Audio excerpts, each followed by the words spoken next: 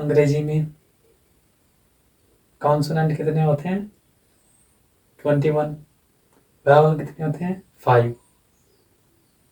Vowel और consonant, vowel sounds और consonant sounds, इन दोनों से अलग चीज़ है। वो अल्फ़ाबेट का अलग सिस्टम है, फोनेटिक्स का अलग सिस्टम है। फोनेटिक्स में ध्वनि का अध्ययन किया जाता है। ध्वनि उन 26 अल्फ़ाबेट से कितने प्रकार की ध्वनि निकलती है, इसका अध्ययन फोनेटिक्स में करते हैं, जिनमें से 20 हमने पढ़ लिए वावल साउंड्स के बारे में, वावल साउंड्स के रूप में, और कॉन्सोनेंट साउंड्स के रूप में 24 को पढ़ेंगे। अब देखो, अभी बोर्ड की तरफ मत देखना, ये मैंने लिख दिए हैं कॉन्सोनेंट साउंड्स, 24 कॉन्सोनेंट साउंड्स जो इंग्लिश फोनेटिक अल्फ़ाबेट में होते हैं, इंग्लिश फोनेटिक्स में, वो लिख दिए हैं। अब इनमें और हिंदी में बहुत अंतर होता है। हम बोल देते हैं वैसे ही, लेकिन इनमें और हिंदी के जो साउंड सिस्टम है उसमें बहुत अंतर होता है, बहुत अंतर होता है। ये पी साउंड है, पी पी। और हाँ, एक बात और, जब हम फोनेटिक सिंबल लिखते हैं, फोनेटिक सिंबल्स को हमेशा छोटी ABCD का अक्षर बनाकर ही लिखा जाता है, बड़ी ABCD का कभी नहीं लिख सकते। बड़ी ABCD का लिखा और फोनेटिक सिंबल गलत हो जाता है, गलत हो जाता है। अब देखो, पी, पी को हम पे बोलते हैं हिंदी में, लेकिन ये पे के बजाय फे, फे के ज़्यादा नज़दीक होती है। इसे फे बोल लो ना, यानी कि ये पे और फे दोनों के बीच की ध्वनि होती है ये। वैसे ये ऐसे ये बे, सॉरी बे तो नहीं है, लेकिन इसको बे बोल सकते हैं हम, बे, है ना। टे, टे भी इस टे के और इस थे के बीच की ध्वनि होती है, थे, ऐसे थे, थे नहीं, थे, जैसे स्लाइड टे से थे की तरफ जा रहे हैं, थे, ऐसे, ऐसी ध्वनि होती है ये टे, दैट।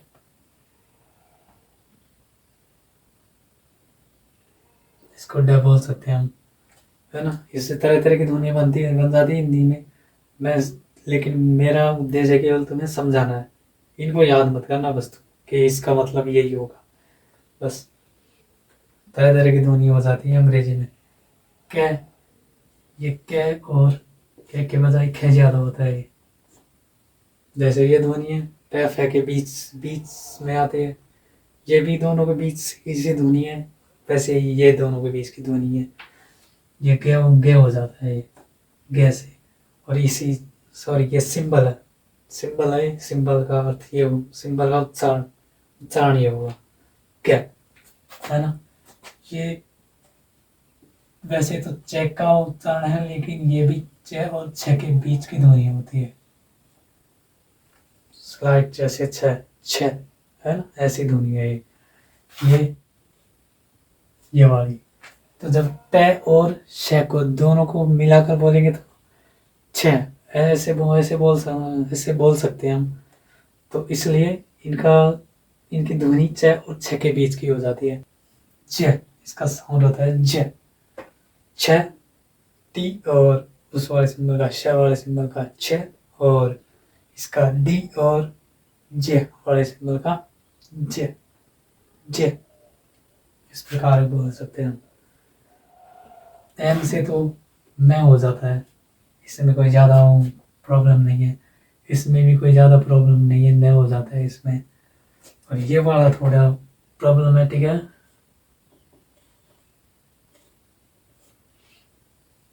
नंग, नंग तो नहीं बोलेंगे इसको, लेकिन आधा न और कै, जब किसी इंग्लिश स्पेलिंग के बाद में एन जी आ जाए, एन जी, अब कोई और भी अल्फ़ाबेट आ सकता है, ज़रूरी नहीं है एन जी आए, तो जब उनका उच्चारण, जैसे क्लिंग, है ना, गोइंग, इंग, तो न और ग दोनों की ध्वनि जब आ जाए तो उसका सिंबल हम ये बनाते हैं, ये ग और न का मिला जुला रूप है, इसका ल हो जाएगा, ये छोटा ल और बड़ा ल होता है, जिसमें एक ल में तो जीभ टीथ रिज को टच करती है, और एक ल में टीथ रिज को तो टच करती है, लेकिन जो फ्रंट वाला हिस्सा है जीभ का वो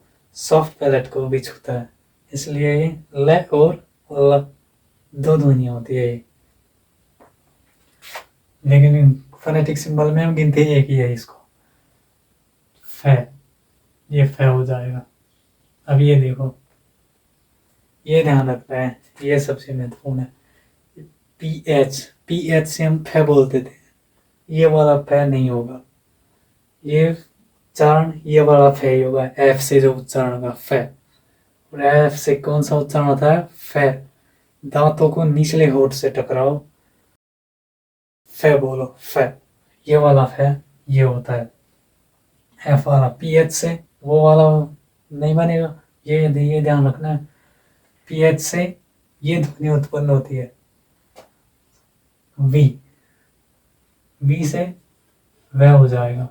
वह कैसा होगा, वह दांतों को निचले होठ से टकराओ और वह बोलो, वह, तब जाकर ये ध्वनि निकलती है।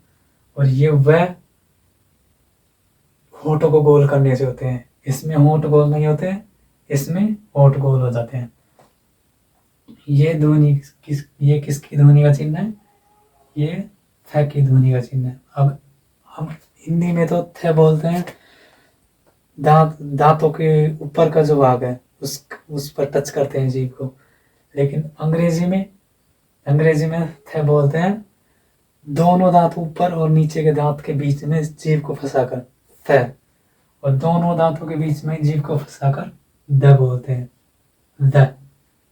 ठीक है, इसमें से बोल सकते हैं इसको। इसमें भी थोड़ा सा वो है, जब जीभ टीथ को टच करती है तब जाकर से बोलते हैं हम ये स। ठीक है, ज वही टीथ को टच करेगी जीभ, ज। ये स, श, हिंदी में बोलते हैं श, श बोलते हैं हिंदी में, उसका चिन्ह है ये फोनेटिक सिंबल श। अब श, जैसे श बोलते हैं वैसे ही इसका उच्चारण होगा उसी जगह से, श, य, इसमें कंपन होगा बस, ये अंतर है दोनों में, य, ज और ये के जैसी ध्वनि है ये। ठीक है, जैसे य है, इसमें तो कोई दिक्कत ही नहीं है बोल देंगे सीधा। र, अब इसमें थोड़ी वो देखो उच्चारण में थोड़ा वो है, र, इसको तो लगाओ मत लगाओ कोई नहीं।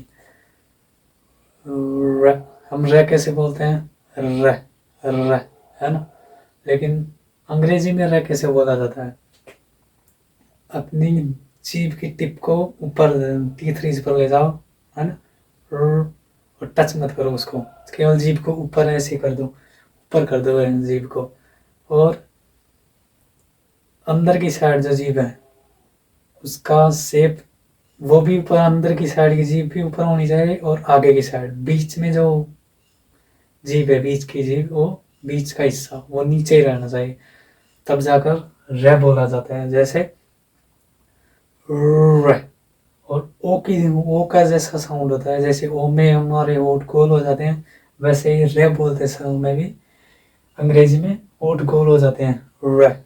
और इसीलिए जब किसी भी शब्द के प्रारंभ में डब्लू होता है और उसके बाद में र आर होता है, तो उसमें डब्लू साइलेंट हो जाता है या मान लिया जाता है, क्योंकि जब वह बोलते हैं वह भी होठ, ये वाला वह भी होठ गोल करके बोला जाता है वह, और रे भी होठ गोल करके बोला जाता है रे। तो जब इसकी कंडीशन पूरी हो गई, होठ गोल हो गई और हवा निकल रही है, और इसकी कंडीशन है कंपन, जीभ के साथ में कंपन, तो जब ये दोनों एक साथ होते हैं तो केवल यही ध्वनि निकलती है, प्रतीत होती है, इसलिए इसे साइलेंट मान लिया जाता है, लेकिन एक्चुअली में साइलेंट होता नहीं है। ग्रामर की भाषा में मान लिया जाता है कि ये साइलेंट है। ये वह हो जाएगा। इस वह में और इस वह में क्या अंतर है? ये वह बोला जाता है दांतों को निचले होंठ से टकराकर कंपन कराया जाता है वह, जैसे इस फे को बोला जाता है, और इस वह को बोला जाता है गोल होठ करके वह ठीक है। और ये वाला है, अब ये आपको लग रहा होगा कि ये तो जे का साउंड है, जे का सिंबल है, इंग्लिश अल्फाबेट में छोटा जे का सिंबल है, लेकिन ये जे नहीं होता है, ये इसका उच्चारण ये होता है। ये जब सिंबल पढ़ते हैं फोनेटिक सिंबल में इसका उच्चारण ये होता है, और जब ये अल्फाबेट में डाला जाता है तब इसका उच्चारण जे हो जाता है। इसलिए अंग्रेजी देखो, जर्मन नाम है यूली, जर्मन यूली है क्योंकि वहाँ इसको ये सिंबल उनकी लैंग्वेज में, जर्मन में इस सिंबल को ये से दर्शाया जाता है, जबकि अंग्रेजी भाषा में जैसे दर्शाया जाता है। इसलिए ये जे और ये दोनों में कभी तो जूली बोल देते हैं उसे, कभी यूली बोल देते हैं उसे, वो इसी का काम, इसी का परिणाम है। तब ये ध्यान रखना है, इनको याद करना है।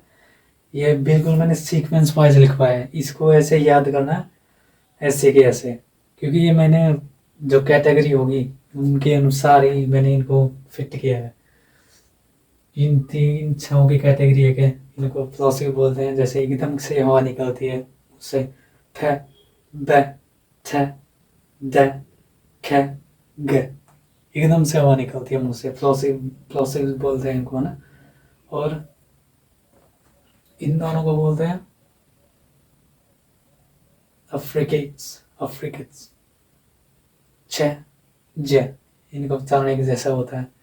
इनको बोलते हैं नेजल्स, यानी कि इनको बोलते वक्त नेजल यानी नाक से संबंधित। तो जब इन नाक का किसी भी शब्द के उच्चारण में नाक का इस्तेमाल करते हैं तो किसी भी सिंबल के उच्चारण में जब हम नाक का इस्तेमाल करते हैं तो उनको नेजल साउंड्स बोलते हैं। तो मैं न ग, तीनों में नाक का भी इस्तेमाल हो रहा है, इसलिए इन दोनों में तो प्योर नाक का इस्तेमाल हो रहा है, इसमें नाक का और मुंह का दोनों को हो रहा है, लेकिन नाक का भी हो रहा है, इसलिए इन्हें नेजल साउंड भी बोलते हैं। ले को लेटरल साउंड बोलते हैं, इसको ज़्यादातर अलग ही पढ़ा जाता है, कभी कभी और शब्दों के साथ में और सिंबल्स के साथ भी इसको कनेक्ट कर दिया जाता है। फ व फ द स ज श ज है, इन सब को फ्रिकेटिव्स बोलते हैं, फ्रिकेटिव्स। अब देखो फ, ये ध्यान रखना, जब PH इंग्लिश स्पेलिंग में, इंग्लिश की स्पेलिंग में यदि PH आ जाए तो उसका उच्चारण ये वाला F करना है, ये वाला फ करना है, ठीक है, ये ध्यान रखना है। वह, वी से वह, इन दोनों साउंड्स में कंपैरिजन को ध्यान रखना है। ये वह केवल गोल होंठों से बोला जाता है और कुछ भी इन्वॉल्व नहीं होता है इसमें, दांत इन्वॉल्व, होंठ इन्वॉल्व, दोनों इन्वॉल्व होते हैं तब जाकर ये वाला साउंड बनता है। फ और वह दोनों में दांत और होंठ टच करते हैं।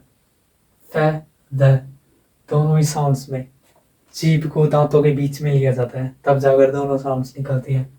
स ज, स, जीभ के टिप को टीथ रिज से टच करो तब जाकर स और ज की आवाज निकलेगी। टीथ रिज तो जानते होंगे, मैंने पिछले वीडियो में बताया था, है ना, दांतों के ऊपर का भाग, खुरदड़ा, जब आप अंदर की साइड के ऐसे महसूस करोगे तो वो टीथ रिज वहाँ आप टच करोगे तब जाकर स और ज ये ध्वनि निकलते हैं, श एंड ज। अब इसमें जीभ के बीच के भाग को ब्लेड और फ्रंट दोनों को मिला सकते हैं, फ्रंट भाग भी, जीभ का फ्रंट भाग भी काम में आ जाता है। ये उसको ऊपर करो और बिल्कुल नैरो पैसेज बना दो, बिल्कुल मामूली पैसेज, देखो जैसे ये जीभ है और ये ऊपर आपका हार्ड पैलेट और सॉफ्ट पैलेट है, तो ये जीभ है, ठीक है। तो इसको ऊपर उठाओ जीभ को और बिल्कुल नैरो पैसेज बना दो, हार्ड पैलेट और बिल्कुल मामूली सा स्पेस, इसमें आवाज़ बिल्कुल कंप्रेस्ड होकर, तो तब जाकर ये श एंड य, इसमें कंपन उत्पन्न कर देना है, श एंड इसमें कंपन उत्पन्न करना है, इस साउंड में कंपन उत्पन्न करना होगा, तो ये साउंड बन जाएगा श य, ठीक है। इसमें कोई ज़्यादा प्रॉब्लम नहीं है। र एंड व, इन दोनों में भी समानता है, एक तो इन दोनों में समानता रखना है, ध्यान रखना है।